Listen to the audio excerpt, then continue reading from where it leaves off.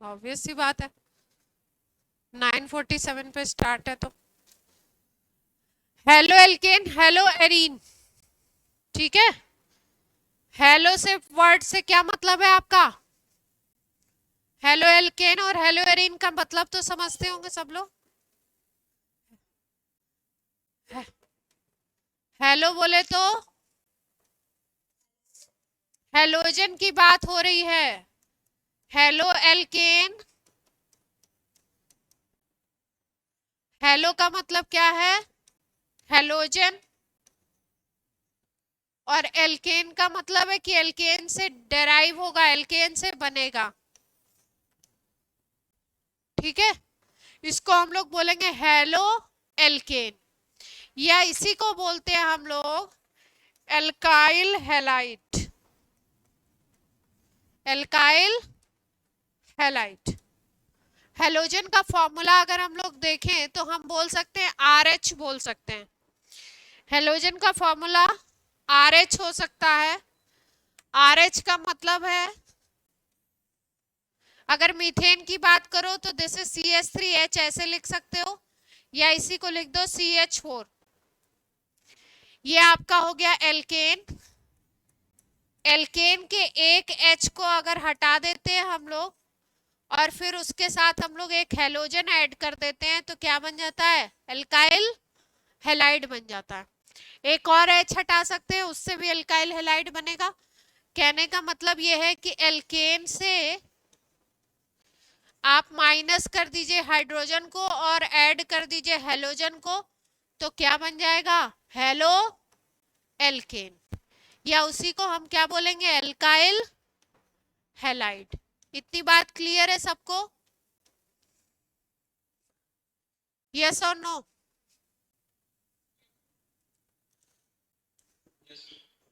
अब ये जो हेलोजन डेरिवेटिव है, हेलोजन डेरिवेटिव ऑफ एल्केन भी बोलते हैं, एल्काइल हैलाइड भी बोलते हैं और हेलो एल्केन भी बोलते हैं इनको। इनका अगर IUPAC नेम देखें तो IUPAC नेम भी इनका हेलो एल्केन ही होता है। IUPAC अगर नेम देखोगे तो IUPAC नेम भी इनका हेलो एल्केन ही होता है। जैसे अगर हमारे पास ये स्ट्रक्चर है CHCl3, क्लोरोफॉर्म बोलते हैं इसको, जनरल नेम इज क्लोरोफॉर्म। इसका अगर IUPAC बताना है तो IUPAC आप क्या बताओगे?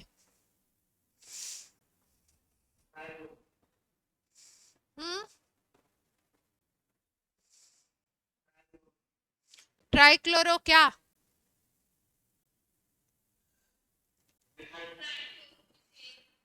ट्राइक्लोरो मीथेन नाम है IUPAC हेलो एल्केन। तो हेलोजन का नाम लिख दीजिए, 3 हेलोजन है, एक ही कार्बन पे है, पहले ही कार्बन पे, तो ट्राइक्लोरो, और एक ही कार्बन है तो मीथेन बोल दिया। या इसको ऐसे भी लिख सकते थे 111 ट्राइक्लोरो मीथेन। कोई दिक्कत?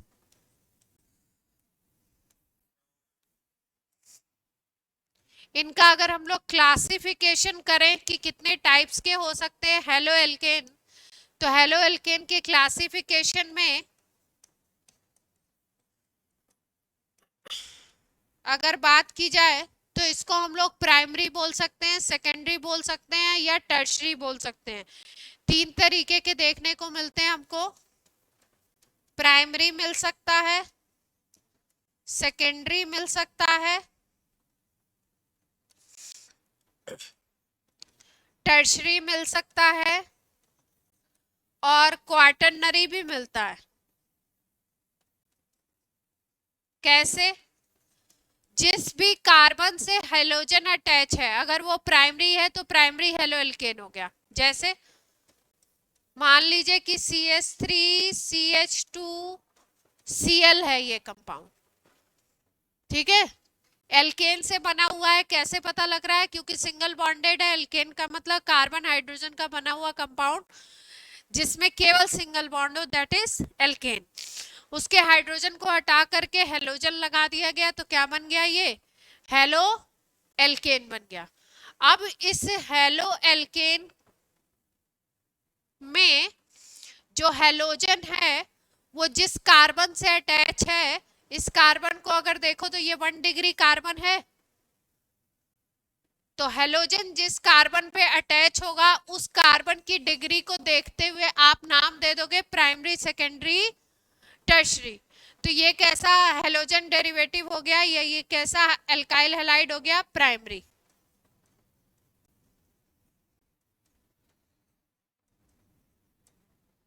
अब सेकेंडरी देखना है आपको, तो अगर मान लीजिए आप ऐसे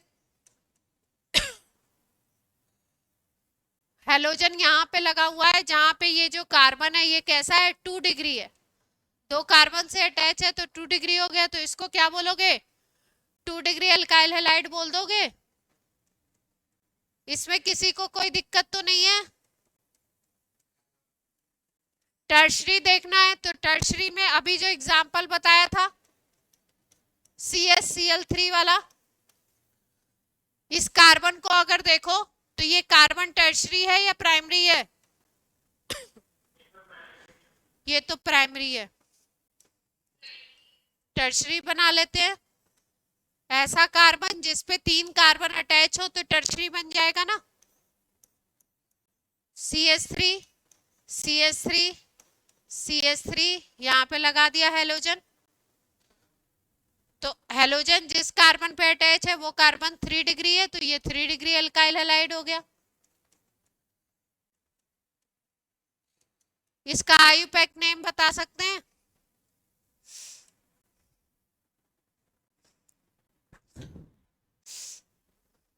इस वाले का आईयूपीएसी नेम बता दो, ये वाले का कोई भी बता दो जो बताना चाहता हूं। 2 ब्रोमो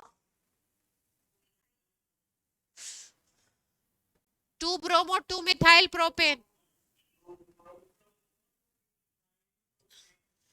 3 कार्बन की चेन हो गई, 2 पे ही मिथाइल है, 2 पे ही ब्रोमो है, तो आपने क्या बोल दिया, 2 ब्रोमो मिथाइल प्रोपेन बोल दिया। ठीक है। क्वाटरनरी देखना है तो क्वाटरनरी का एग्जांपल CCl4 ले सकते हैं। इस कार्बन पे कितने जुड़ गए, नहीं, ये टेट्रा हेलोजन डेरिवेटिव बन गया। क्वाटरनरी की अगर हम बात करेंगे तो क्वाटरनरी पॉसिबल नहीं है, क्योंकि अगर कार्बन क्वाटरनरी हो गया मतलब उससे अदर 4 कार्बन अटैच हैं, तो हेलोजन के लिए तो जगह ही नहीं है, तो क्वाटरनरी का कॉन्सेप्ट यहाँ पे पॉसिबल नहीं है। ये क्लासिफिकेशन था कार्बन की डिग्री के ऊपर, प्राइमरी, सेकेंडरी, टर्शरी। दूसरा क्लासिफिकेशन होता है 1 मॉलिक्यूल में हेलोजन के नंबर के ऊपर। सेकेंड जो क्लासिफिकेशन है वो किस बेसिस पे है कि भाई 1 मॉलिक्यूल में कितने हेलोजन हैं, 1 मॉलिक्यूल में नंबर ऑफ हेलोजन, उसकी बेसिस पे बोलते हैं monohalogen, मोनोहेलोएल्केन,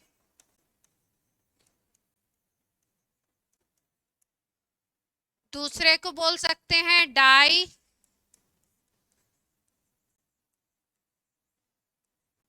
haloalkane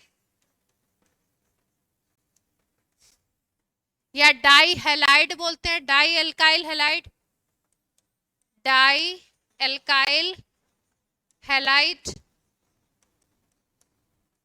try alkyl halide बोल सकते हैं, पॉली भी हो सकता है, टेट्रा भी हो सकता है।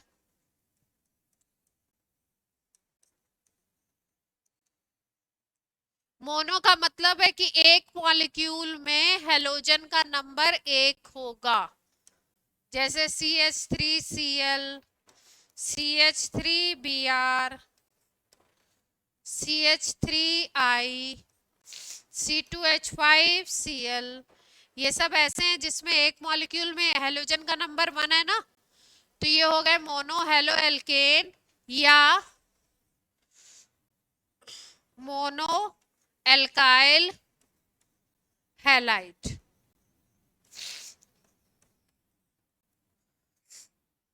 डाई का मतलब क्या है? डाई एल्काइल हैलाइड का मतलब कि एक मॉलिक्यूल में दो हेलोजन होंगे। इसमें दो टाइप आपको देखने को मिलेगा, एक को बोलते हैं जेम डाई हैलाइड और दूसरा जो टाइप आपको देखने को मिलेगा उसको विक या विसिनल बोलते हैं, विसिनल डाई हैलाइड। दोनों में बहुत थोड़ा थोड़ा डिफरेंस है, देख लेते हैं। जेम किसको बोलोगे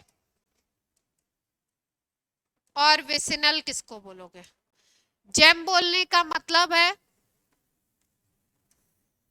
कि एक ही हेलोजन पे आप एक ही कार्बन पे दोनों हेलोजन लगा दो, both halogen atom at same carbon, एक ही कार्बन पे दोनों अटैच करा दो। जैसे एक मॉलिक्यूल ये देखो CH3 CH Cl Cl, CH3 CH Cl Cl, CH3 CH Cl2 भी लिख सकते हैं, इसको ऐसे भी लिख सकते हैं। यहाँ पे अगर देखो तो ये जो दूसरा वाला कार्बन है या पहला कार्बन जो भी बोल लो इसको, इस कार्बन से दो Cl अटैच है, एक ही कार्बन पे दोनों अगर हेलोजन अटैच होते हैं तो उसको बोलते हैं हम लोग जेम डाई हैलाइड। क्या बोलते हैं? Gem di halide. और अगर एडजेसेंट पे हो जाए, इथाइलिडीन, इथाइलिन डाइक्लोराइड नहीं बोलते हैं, इनके नाम के साथ डीन लगा इथाइलिडीन लगाते हैं, इनके नाम के साथ इथाइलिडीन लगाते हैं, इथाइलिडीन क्लोराइड। जैसे ही आपने ये वर्ड देखा, डीन वर्ड, इथाइलिडीन वर्ड देखा, वैसे ही आपको क्या समझना होगा कि एक ही कार्बन पे दोनों क्लोरीन लगे हुए हैं या दोनों हेलोजन लगे हुए हैं। विसिनल का मतलब होता है कि एडजस्ट एक कार्बन पे नहीं लगेंगे, अगल बगल लगेंगे। जैसे ये हो गया CH2Cl CH2Cl, एडजेसेंट पे, एडजेसेंट कार्बन पर हेलोजन लगेगा, हेलोजन ऑन एडजेसेंट कार्बन, तो ऐसे हैलाइड को बोलते हैं विसिनल। ये जो पोजीशन होती है इसको बोलते हैं विसिनल पोजीशन। इसका नाम क्या होगा ये वाले कंपाउंड का, जरा बता दीजिए। इसका आईयूपैक नेम पूछा गया है मेंस में, जेम वाले का लिख दिया था इथाइलिडीन क्लोराइड का आईयूपीएसी नेम लिखिए। तो अगर आपको इथाइलिडीन का मतलब मालूम है तभी तो फॉर्मूला बना पाओगे। किसका बता रही हैं? जेम वाले का। क्या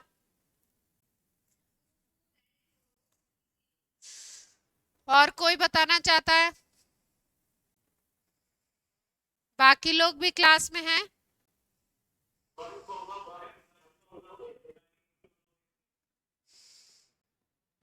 विदुषी आप बताइए क्या? 2,2 डाइक्लोरो। मानस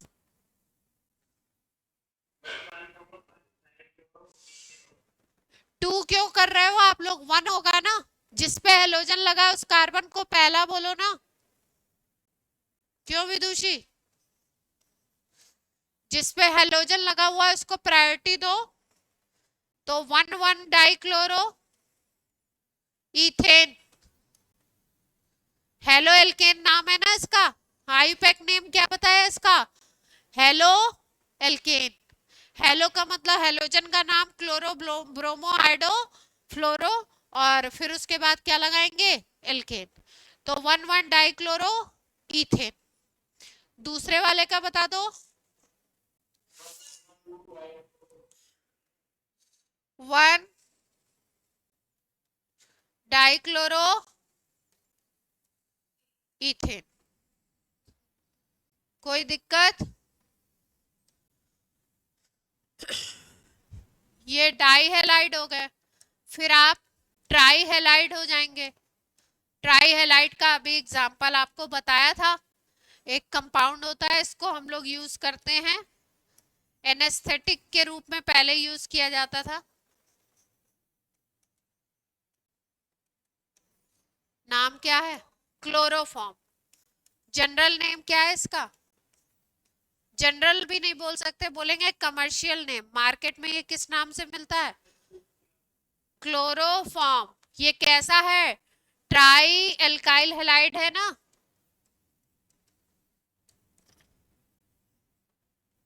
या ट्राई हेलोजन डेरिवेटिव बोल सकते हैं। नाम क्या होगा इसका? अभी बताया था,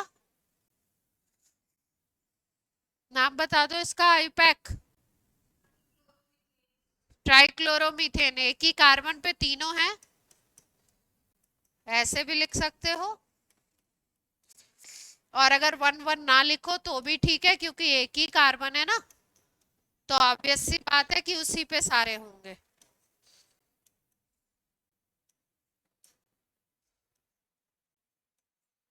ये कैसा हो गया? ट्राई हेलोजन डेरिवेटिव हो गया।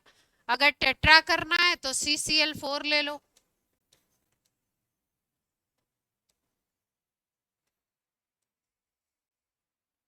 CCl4। अब क्या नाम हो जाएगा इसका?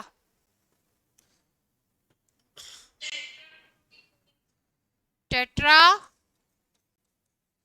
Chloro methane. मीथेन से बना हुआ है, मीथेन के चारों हाइड्रोजन को हटा दिया गया और क्या लगा दिया गया? क्लोरीन लगा दिया गया, तो क्या बन गया? टेट्राक्लोरो मीथेन। ये देखो एक कंपाउंड है C2Cl6, ये क्या हो सकता है? ये बना हुआ है इथेन से। इथेन का फॉर्मूला होता है C2H6। याद है आपको इथेन का फॉर्मूला? C2H6। इसके 6 के 6 हाइड्रोजन को रिप्लेस कर दिया गया, किससे? 6 हाइड्रोजन हटा दिए गए और 6Cl लगा दिए गए, तो ये हेक्सा। हाँ,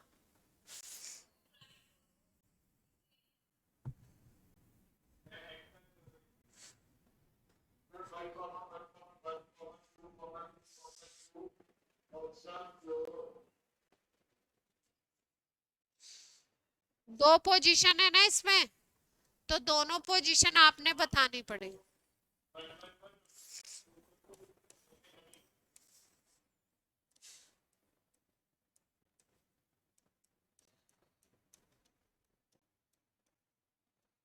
हेक्साक्लोरो इथेन, ठीक है।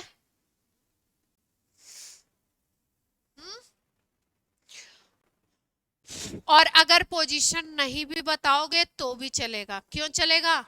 क्योंकि ऑब्वियस सी बात है कि अगर 6 क्लोरीन लगाने हैं तो 6 के 6 क्लोरीन एक कार्बन पे तो लगेंगे नहीं, ठीक है। अगर एल्केन की बात कर रहे हो तो कार्बन कार्बन एक सिंगल बॉन्ड होगा, तो एक कार्बन के पास 3 ही फ्री वैलेंसी बची, और अगर 3 ही बचती है तो इसका मतलब कि 3 क्लोरीन एक तरफ लगेंगे और 3 क्लोरीन एक तरफ लगेंगे। कोई कुछ पूछना चाह रहा है? हाँ,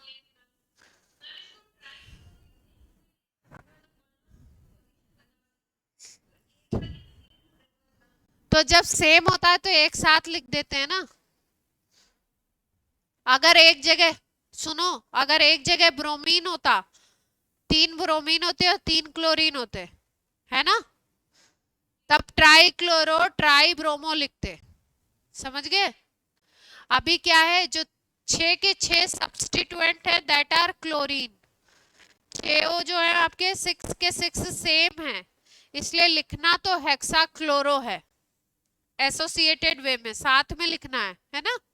लेकिन पोजीशन बता दी है, और पोजीशन आप नहीं भी बताओगे तो भी नाम सही है, हेक्सा क्लोरो इथेन तो भी सही है।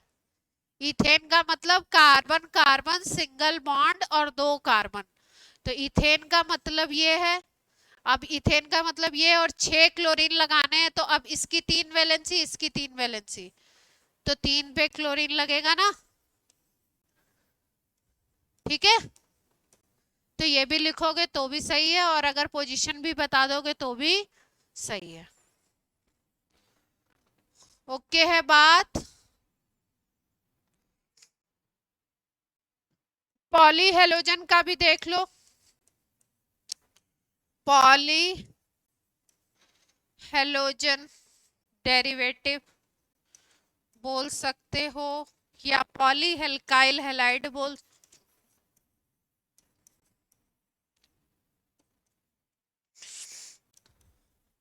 ये वाला पॉली तो था, ये पॉली था ना, ये ट्राई में थोड़ी आएगा, ये पॉली में आएगा ना। यस और नो? ये तो पॉली में आ जाएगा ना, एक मॉलिक्यूल में 6 हेलोजन हो गए ना, तो this is categorize in poly.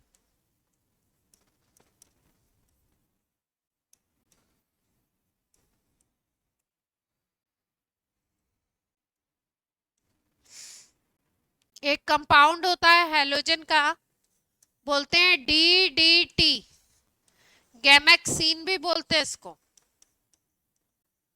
नहीं, गैमेक्सीन दूसरा होता है, DDT अलग है।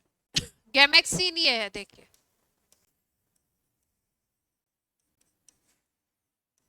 गैमेक्सीन को बोलते हैं benzene hexa chloride,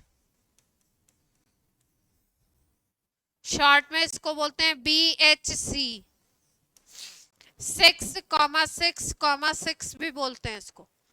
Gammexane benzene hexachloride BHC 6,6,6 भी बोलते हैं। ऐसा 666 क्यों बोला है इसको? बेंजीन हेक्साक्लोराइड है, मतलब बेंजीन के जो आपके कार्बन है उन पे सब पे क्या लग जाएगा? हेलोजन अटैच हो जाएगा। और 666 बोलने का मतलब है कार्बन भी 6 है, हाइड्रोजन भी 6 है, और क्लोरीन भी क्या है आपका? 6 है। तो कैसे बनेगा अगर इसका स्ट्रक्चर हम लोग देखें तो?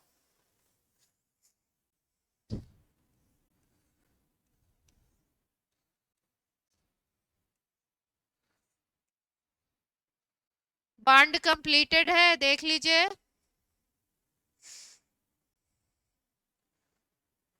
छह कार्बन 6 हाइड्रोजन 6 क्लोरीन हो जाते हैं, देखिए।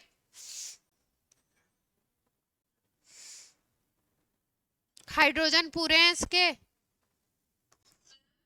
हाँ बोलिए। डबल बॉन्ड लगा दें? डबल बॉन्ड लगा दोगे तो हाइड्रोजन कहाँ जाएगा? बेंजीन से बना हुआ है, बेंजीन से बना हुआ है, लेकिन ये कैसा कंपाउंड है?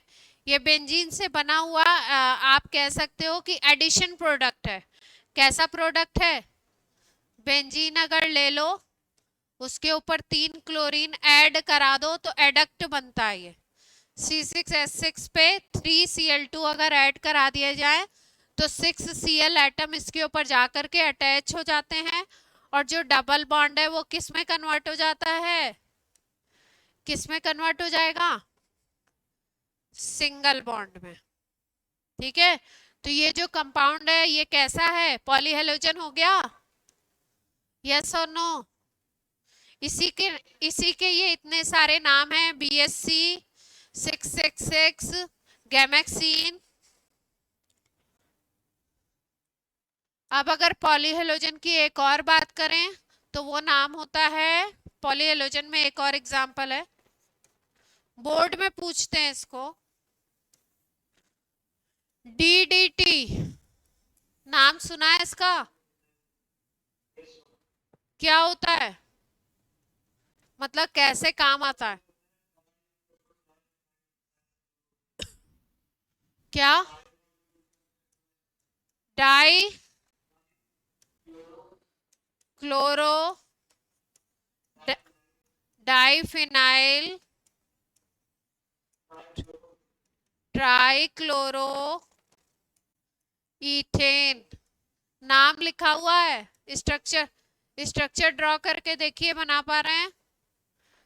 डाइक्लोरो डाइफिनाइल ट्राइक्लोरो इथेन बन जाएगा। मैं बनाऊं, देखेंगे सही है या गलत है। इथेन का मतलब 3 कार्बन ले लें, 2 कार्बन ले लें, इन पे 3 क्लोरीन लगा दें, ट्राइक्लोरो लगा दिया। इसके बाद क्या करें, उसके बाद डाइफिनाइल का मतलब 2 बेंजीन रिंग भी लगानी है।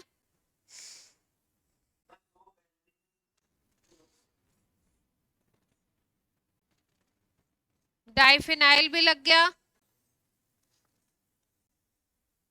अब इस पे 2 क्लोरीन भी लगा दें। यहाँ पे शुरू में होता है पैरा डैश, ऐसे लिखते हैं, para dash dichloro diphenyl.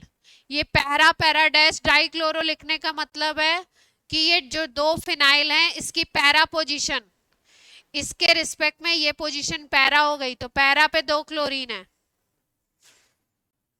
Clear है बात।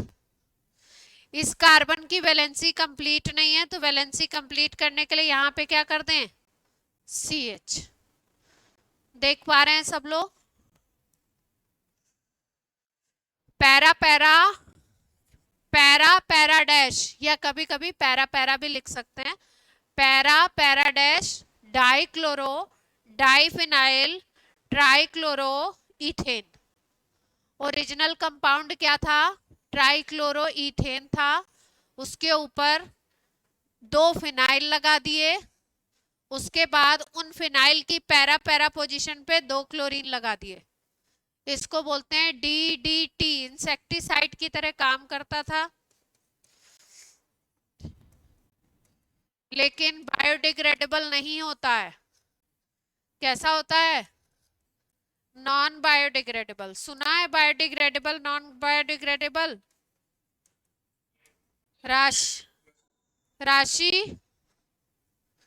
राशि क्लास में है, जानते हैं नॉन बायोडिग्रेडेबल। माइक्रो ऑर्गेनिज्म के थ्रू डिग्रेड नहीं हो सकते हैं ना, पोल्यूशन कॉज करते हैं।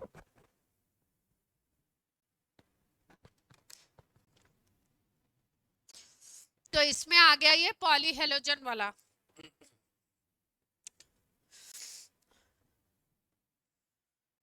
अब बात हो गई क्लासिफिकेशन की, बात हो गई। अब हम लोग बात कर लेते हैं, एक आपका हेलो एरीन भी होगा। हेलो एरीन का मतलब है कि बेंजीन रिंग के साथ क्या लगा दीजिए, हेलोजन लगा दीजिए। बेंजीन रिंग के ऊपर हेलोजन अटैच करा दीजिए। एक भी हो सकता है, 2 भी हो सकता है, 3 भी हो सकता है। भाई यहाँ पे भी 2 भी लगा सकते हो आप हेलोजन, 3 भी लगा सकते हो, है ना। ऑर्थो मेटा पैरा तीनों पे लगा दो।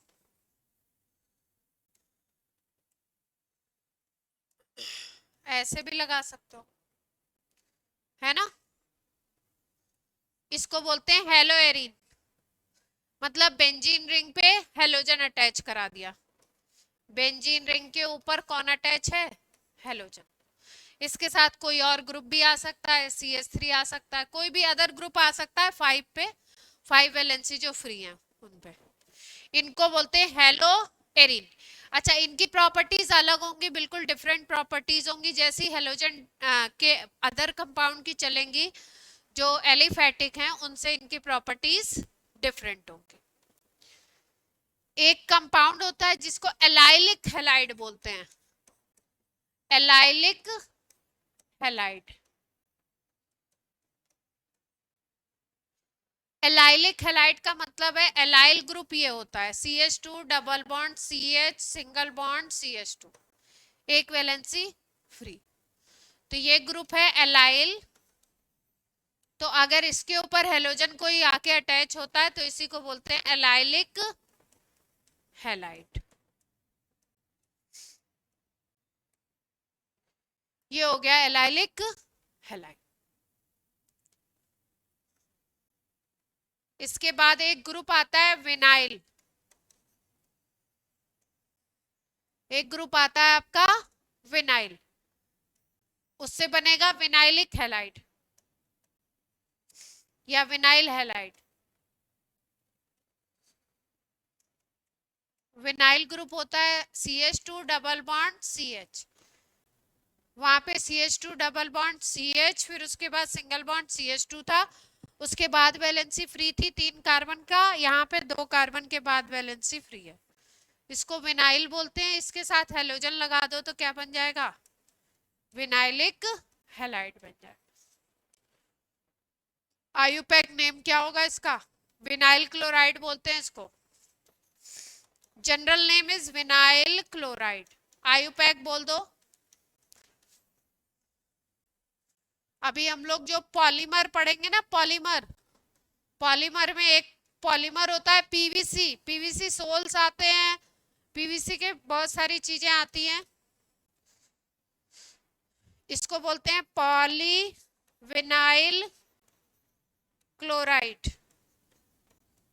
ये जो पॉलीमर है पीवीसी, ये बना हुआ होता है इसी से, विनाइल क्लोराइड से। विनाइल क्लोराइड के कई सारे मॉलिक्यूल्स एसोसिएट होते हैं, पॉलीमराइज होते हैं, तो बनाते हैं पीवीसी, पॉलीविनाइल क्लोराइड। इसका आयुपैक नेम बोल दीजिए जल्दी से।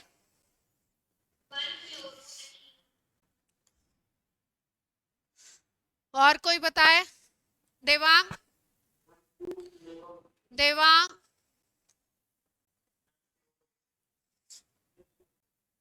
हाँ देवांग बताइए इसका नाम।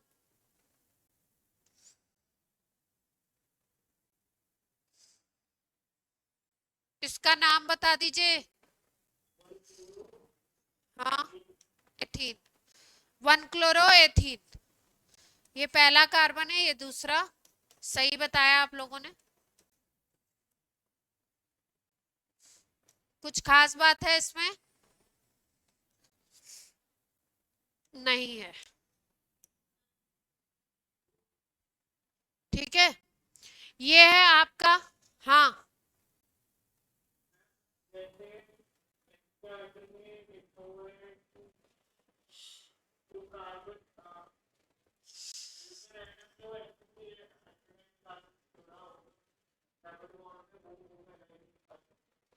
जो किससे जुड़ा होगा?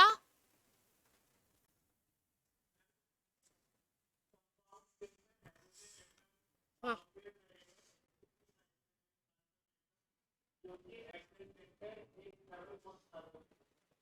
sp2 से जुड़ेगा कि sp3 से? हाँ, तो एलाइलिक में sp3 से ही तो जुड़ रहा है।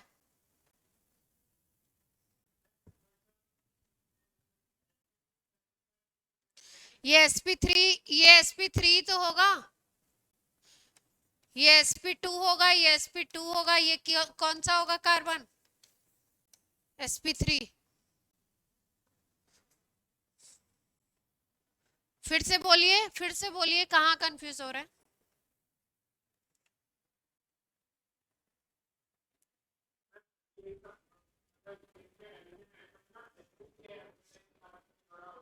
हाँ, हाँ, हाँ, तो sp2 से जुड़ा है ना।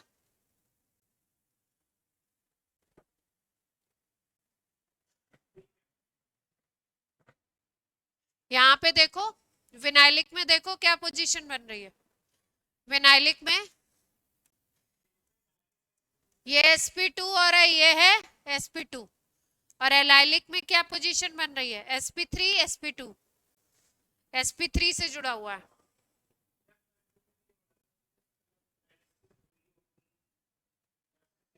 उसी पे तो हेलोजन अटैच होगा। ये पूरा ग्रुप, यही ग्रुप एलाइल है, दिस ग्रुप इज एलाइल। तो इधर तो वैलेंसी फ्री नहीं है, इस पे वैलेंसी फ्री दिखाई जा रही है। ये वैलेंसी फ्री इसीलिए ग्रुप दिखाया मैंने कि इसको एलाइलिक ग्रुप कहते हैं। ठीक है। एनसीईआरटी में एक कैटेगरी और होगी, बेंजाइलिक लिखा होगा, बेंजाइलिक।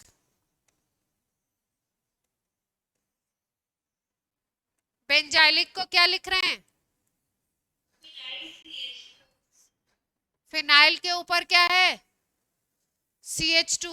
फिनाइल के ऊपर क्या है? CH2। और इसके ऊपर, फिनाइल के ऊपर एक कार्बन हो और उस कार्बन पे अगर अटैच है तो आप क्या बोलोगे उसको? बेंजाइलिक। इसको नाम क्या देंगे? बेंजाइलिक।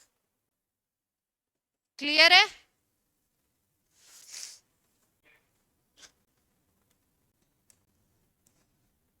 इसके बाद अब हम लोग बात करते हैं कि भाई ये हैलोजन डेरिवेटिव ये जो हैं इनको बना कैसे सकते हैं, कौन कौन से मेथड हो सकते हैं, किस किस मेथड से हम लोग इसको प्रिपेयर कर सकते हैं। ठीक है। एनसीईआरटी में क्लासिफिकेशन जो दिया हुआ है, क्लासिफिकेशन के बाद एक टॉपिक है क्या? बॉन्ड की लेंथ को डिस्कस कर रहे हैं। देखो, नेचर ऑफ CX बॉन्ड को डिस्कस कर रहे हैं। किसमें किसमें? एक ये ऐसा हैलाइड है और एक आपका ऐसा हैलाइड है। एक इस तरीके का हैलाइड है और एक कैसा हैलाइड है? ये कैसा है? हेलो एरीन है, बेंजीन रिंग वाला है ना? इसको बोलते हैं क्लोरोबेंजीन। और ये वाला जो है ये क्या है? ये एलिफेटिक है, ये एरोमेटिक है।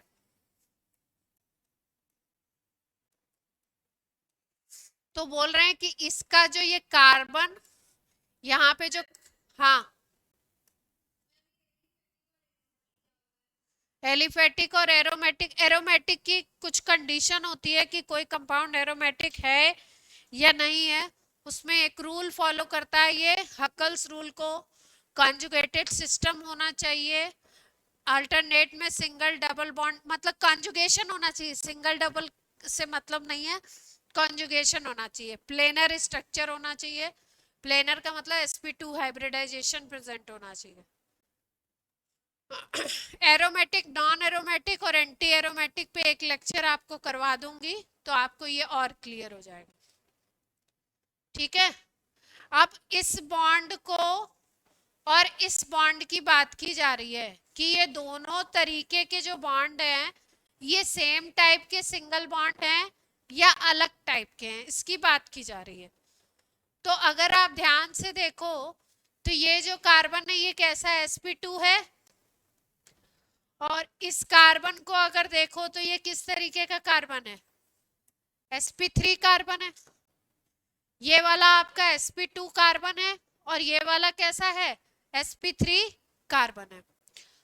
तो sp2 और sp3 कार्बन में क्या कुछ बॉन्ड लेंथ वगैरह में अंतर आएगा क्या?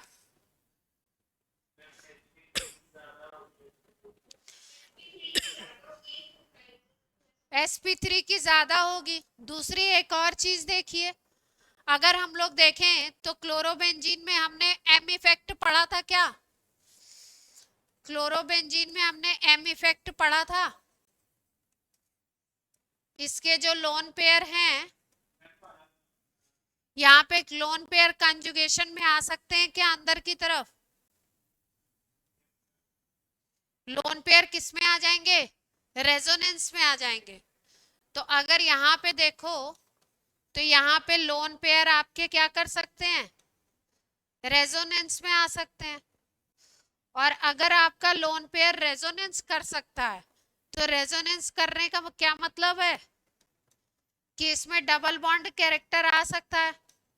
डबल बॉन्ड कैरेक्टर का मतलब समझ रहे हैं कि कभी इस पोजीशन पे डबल बॉन्ड भी बन सकता है। अभी सिंगल बॉन्ड दिखाई दे रहा है लेकिन वहां पे डबल बॉन्ड भी बन सकता है। तो रेजोनेंस की वजह से कभी तो ये बॉन्ड सिंगल होगा और कभी क्या होगा, डबल होगा।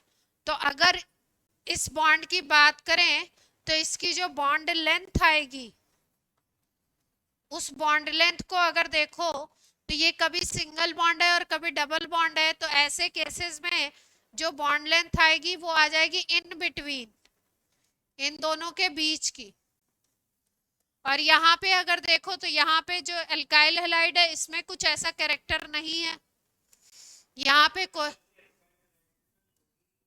यहाँ पे कोई रेजोनेंस टाइप की चीज तो हो नहीं रही है ना। तो इस बॉन्ड में कोई डबल बॉन्ड कैरेक्टर नहीं आएगा,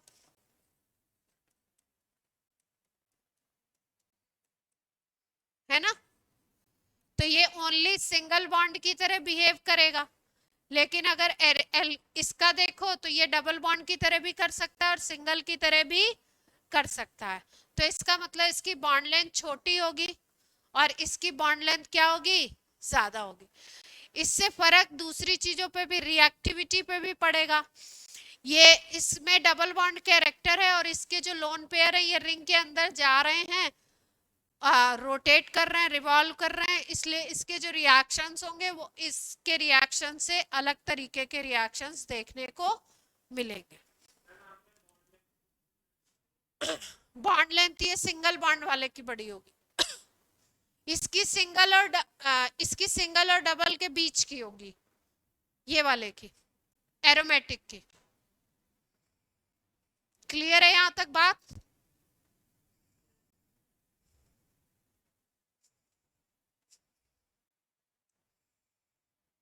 अब इसके बाद हम लोग कर लेते हैं मेथड ऑफ प्रिपरेशन। एक मेथड कर लेते हैं आज।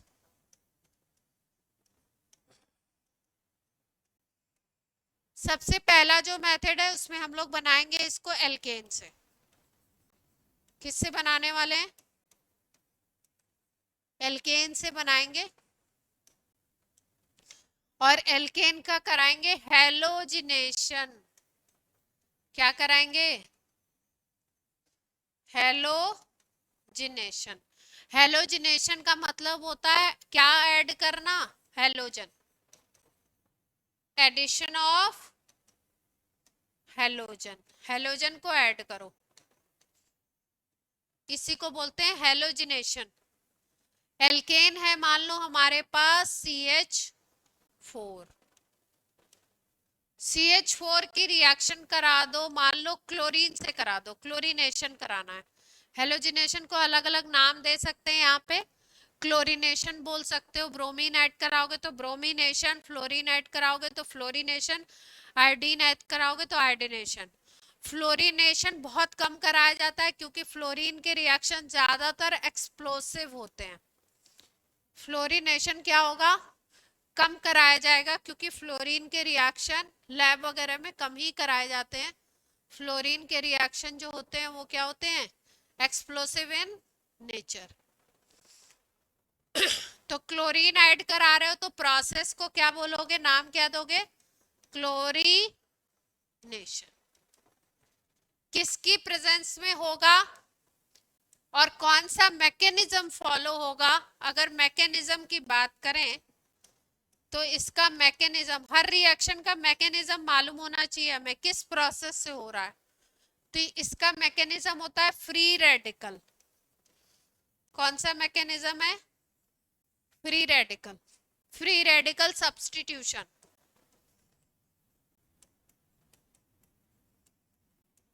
फ्री रेडिकल सब्स्टिट्यूशन से होगा ये। और फ्री रेडिकल सब्स्टिट्यूशन किस किस कंडीशन में होता है आपको बताया था एक दिन, हेल्पर बताया था ना,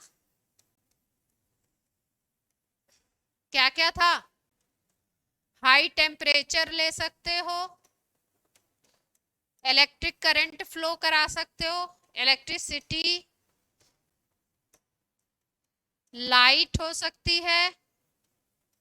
अगर रिएक्शन में परऑक्साइड यूज कर रहे हो, क्या यूज कर रहे हो, परऑक्साइड,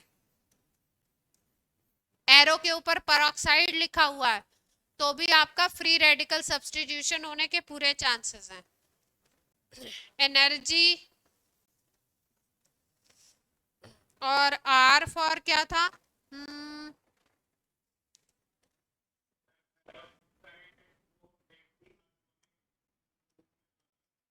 हम्म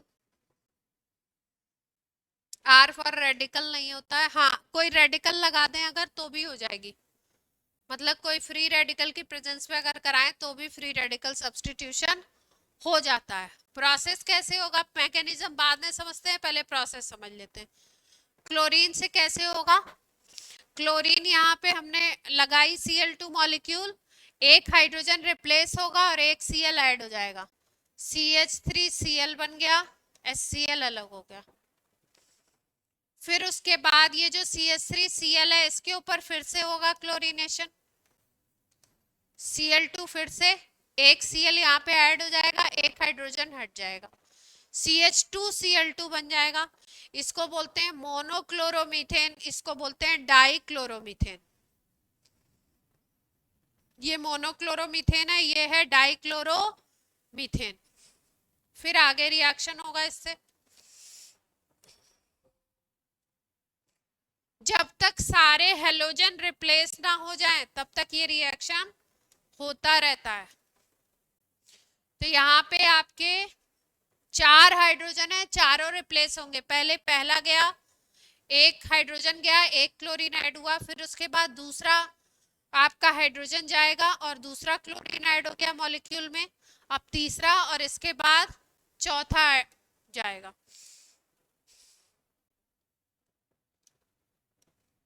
CH2Cl2 बनने के बाद फिर से क्लोरीनेशन होगा, HNu लिखा रहता है ऐसे, HNu का मतलब सनलाइट।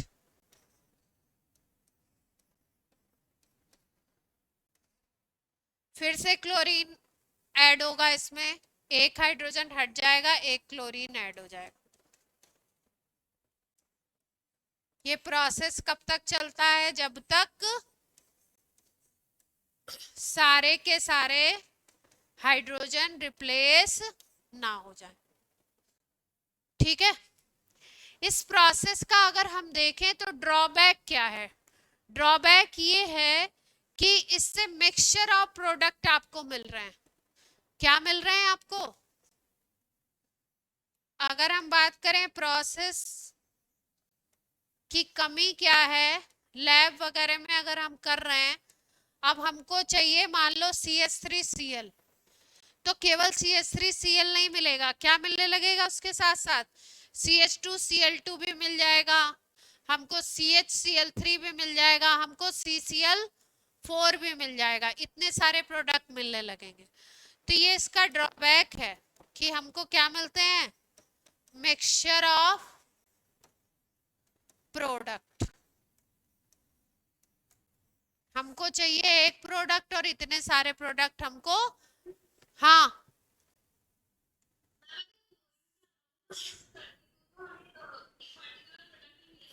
हाँ, अगर क्लोरीन को कम कर दो, क्लोरीन का अमाउंट फिक्स करो, तो एक पर्टिकुलर प्रोडक्ट मिलता है। कैसे? देखो, जैसे मान लो क्लोरीन को रिस्ट्रिक्ट करो, अभी यहाँ पे जो क्लोरीन है वो एक्सेस में है, किसमें है? Cl2 in excess. अगर क्लोरीन की लिमिटेड सप्लाई कर दो, जैसे CH4 के ऊपर क्लोरीन की रिएक्शन करा रहे हो और क्लोरीन तुमने लिया है 1 EQ, 1 EQ का मतलब 1 ग्राम इक्विवेलेंट लिया आपने क्लोरीन का। अगर एक ही EQ लोगे तो एक ही EQ इसको रिप्लेस कराएगा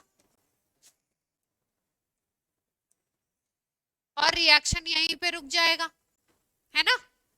अगर क्लोरीन तुमने 1 ग्राम EQ लिया है तो, जैसे मान लो हमारे पास ये है, ये कंपाउंड है हमारे पास, इसकी क्लोरीन से रिएक्शन हो रही है,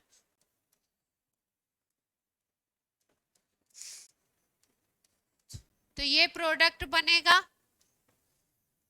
या ये प्रोडक्ट बनेगा? दो प्रोडक्ट मैंने लिखे हुए हैं, क्या सोचते हो आप क्या बन सकता है? एक ये कंपाउंड है और दूसरा ये वाला है।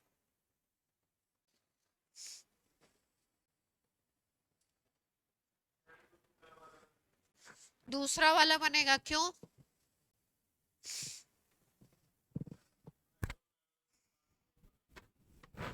लास्ट ईयर पढ़ा था तो रीजन भी तो बताओ, पढ़ा था तो।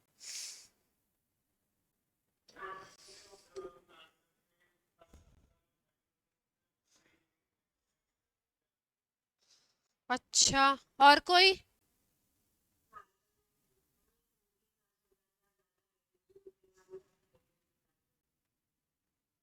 जिसके क्या, जिसके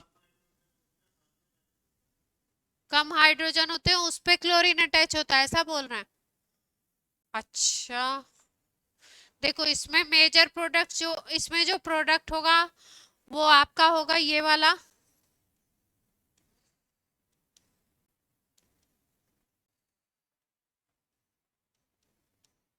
नीचे वाला होगा, क्यों? ऐसा देखते हैं। देखो, हमने बोला कि ये जो रिएक्शन है वो कैसे चलता है, फ्री रेडिकल मैकेनिज्म से चलता है ना? और अभी मैंने जीओसी में आपको बताया था कि फ्री रेडिकल की स्टेबिलिटी कैसी होती है। फ्री रेडिकल स्टेबल होता है 3 डिग्री, फ्री रेडिकल सबसे ज्यादा, फिर उससे कम 2 डिग्री, फिर उससे कम 1 डिग्री। यहाँ पे जो हेलोजन डेरिवेटिव बनेगा वो फ्री रेडिकल की वजह से बनेगा। तो अगर हमारा कंपाउंड ये था, ये कंपाउंड था हमारा प्रोपेन, देख पा रहे हैं सब लोग? तो अगर इससे फ्री रेडिकल बनेगा तो इससे फ्री रेडिकल बनने की दो ही कंडीशन तो है। फ्री रेडिकल कैसे बनता है? हाइड्रोजन हट जाए एक रेडिकल के फॉर्म में, तो हाइड्रोजन या तो इस कार्बन से हटे या इस कार्बन से हटे, दो ही तरीके की कंडीशन है। इससे हटेगा तो बात एक ही है, इससे हटे या इससे हटे बात एक ही है। तो मतलब अगर इससे फ्री रेडिकल बन सकता है तो यही दो पॉसिबिलिटी है, या तो इस पे फ्री रेडिकल बन जाए एक हाइड्रोजन हट करके, और या तो इस पे फ्री रेडिकल बन जाए। एग्री करते हैं इस बात से? फ्री रेडिकल अगर बनेगा, अभी हमने पढ़ा था ना हाइपर कंजुगेशन में कैसे बना रहे थे हम लोग, हाइड्रोजन को फ्री रेडिकल के फॉर्म में निकालते हुए दूसरा जो बची हुई स्पीसीज है वो फ्री रेडिकल बन जाएगी। तो यहाँ पे क्या है, या तो इस कार्बन से निकले या इस कार्बन से निकले, दो ही पोजीशन हमको दिखती हैं। अब अगर ऊपर वाले को देखो तो ऊपर वाला 2 डिग्री फ्री रेडिकल है, क्योंकि ये जो कार्बन है ये कैसा है, 2 डिग्री है, और नीचे वाला 1 डिग्री फ्री रेडिकल है ना। यस और नो? और आपको अभी बताया कि फ्री रेडिकल की स्टेबिलिटी किसकी ज्यादा होती है, 3 डिग्री की सबसे ज्यादा, फिर 2 डिग्री की, और फिर 1 डिग्री की। तो ये जो आपका 2 डिग्री वाला है ये ज्यादा स्टेबल है,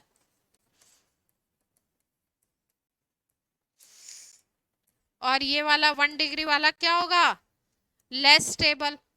तो जो लेस स्टेबल है उसके प्रोडक्ट बनने के चांसेस कम होंगे, जो ज्यादा स्टेबल है उसके प्रोडक्ट बनने के चांसेस क्या होंगे, ज्यादा होंगे। तो ये क्या है, मोर स्टेबल। तो प्रोडक्ट क्या होगा आपका, ये वाला होगा। यस और नो?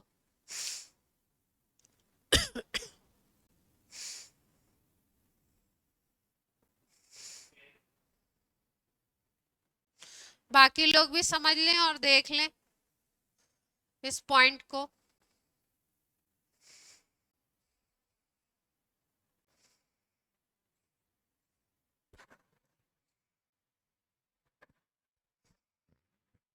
बाकी सबको समझ आता है, नहीं आता है? नहीं आता है तो बताएं।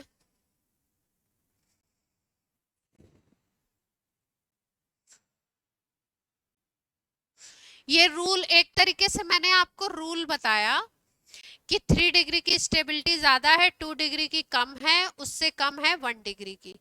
तो जिन केसेस में 2 या 3 तरीके के कार्बन हैं वहां पे पॉसिबिलिटी ऐसी होगी कि 2 या 3 तरीके के रेडिकल्स बन सकते हैं। तो उस जगह पे प्रोडक्ट हम उस हिसाब से देखेंगे जो रेडिकल आपका ज्यादा स्टेबल होगा। तो इस वाले केस में, प्रोपेन के केस में हमने देखा कि या तो इस कार्बन पे फ्री रेडिकल डेवलप हो सकता है या इस कार्बन पे। जिस कार्बन पे डेवलप हो रहा था ये वाले पे होता, साइड वाले पे तो प्राइमरी बनता, और बीच वाले पे होता तो क्या बनता आपका सेकेंडरी। और रूल हमें पता था कि सेकेंडरी जो है वो ज्यादा स्टेबल है प्राइमरी से, इसलिए जो मेजर प्रोडक्ट, थोड़ा बहुत ये बन सकता है लेकिन जो मेन प्रोडक्ट होगा या जो मेजर प्रोडक्ट होगा वो कौन सा वाला होगा, 2 डिग्री वाला इस केस में। बात क्लियर है?